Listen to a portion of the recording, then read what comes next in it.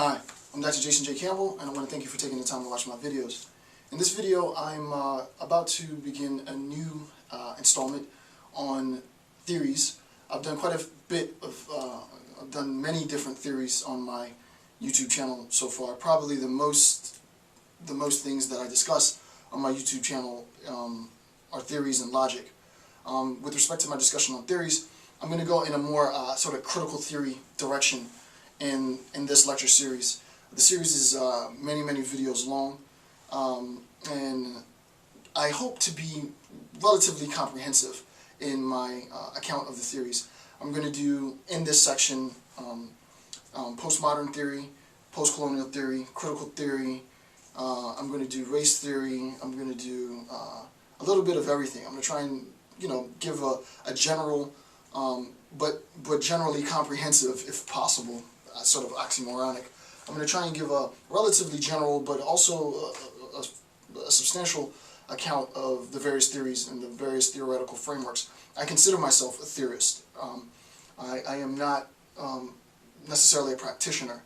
More than anything, I'm interested in theory because as a philosopher, all of my training is in philosophy. All of my training was theoretical training, logical training, syntactical training, semantical training.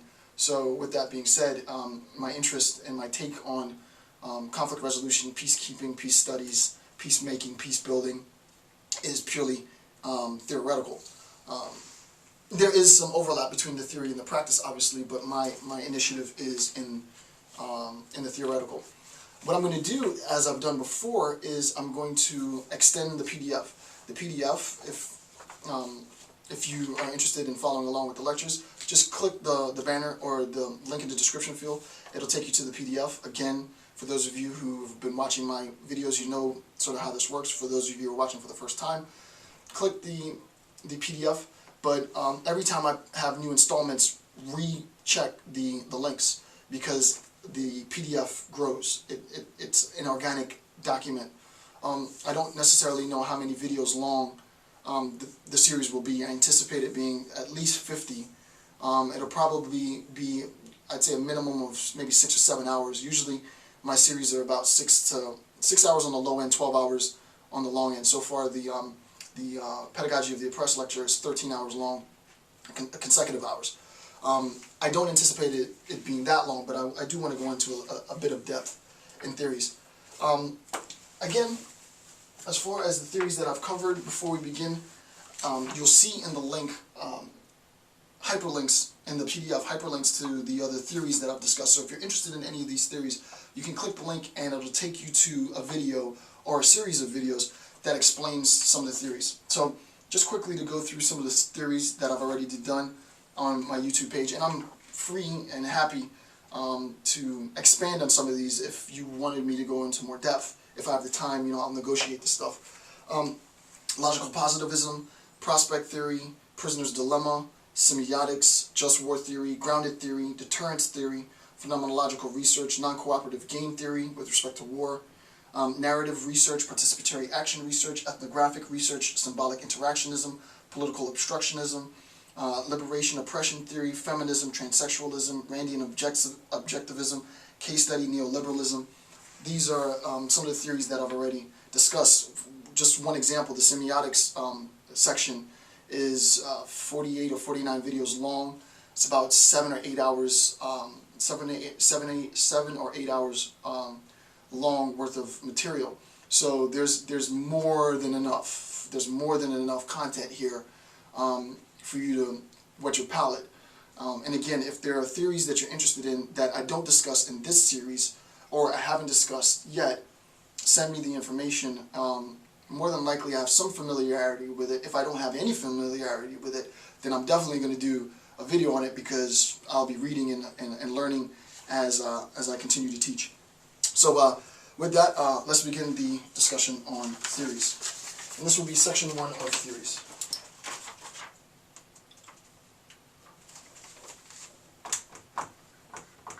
Theor.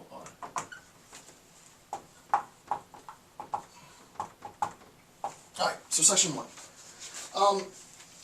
This is going to come from, not in its entirety, but this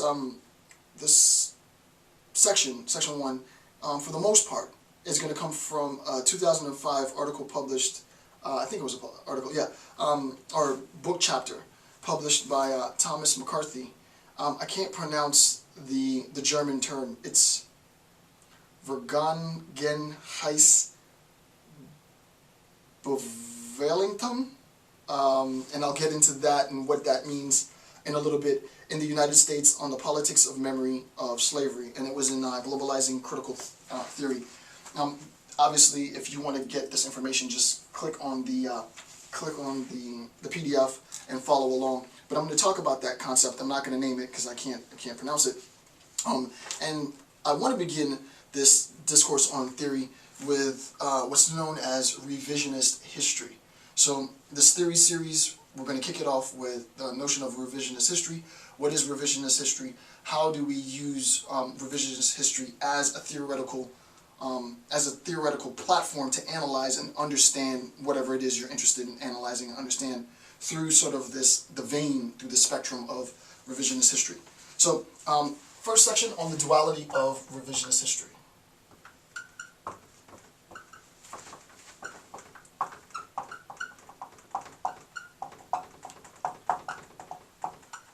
Alright, so the first thing is to recognize that there's a pejorative sense in which revisionist history is used.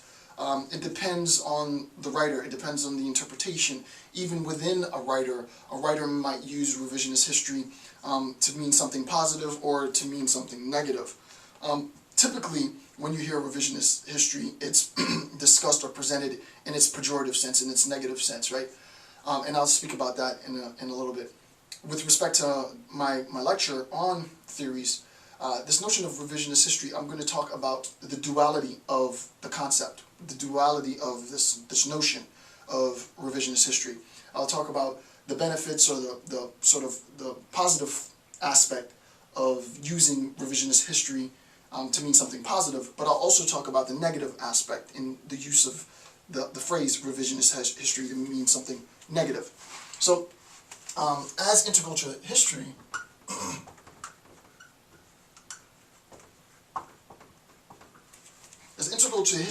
the first thing that we recognize is the evidence of historical events is always subject to reinterpretation and reinvestigation, right? The evidence, the stuff that has happened in a historical event, right? And later in another section of this, I'll be talking about sort of the philosophical conception of event ontology. It's very, very complicated. I'm not going to get into it now. I will later. But I'll revisit this idea of the event, because right now we're taking the event as a given.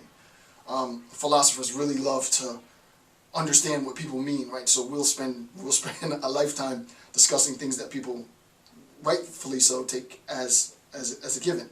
But with that being said, taking the event as a given, the event and the facts that happen within the event that define this historical period in time, right? Those things are always subject to reinterpretation, reinvestigation, right? So that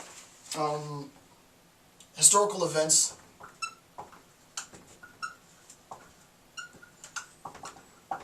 are subject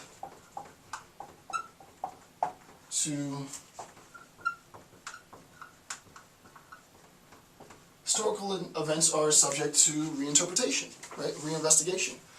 The positive sense of using this notion, this concept of revisionist history, is that history needs to be revised, right? The whole point of identifying this event as having historical significance is that the event is opened, if you will, in a Gadameryan sense. I don't want to get into that, but the event is opened to this reinterpretation, this reinvestigation. So I'll give you an example. Let's look at what, just very brief, right? Let's look at what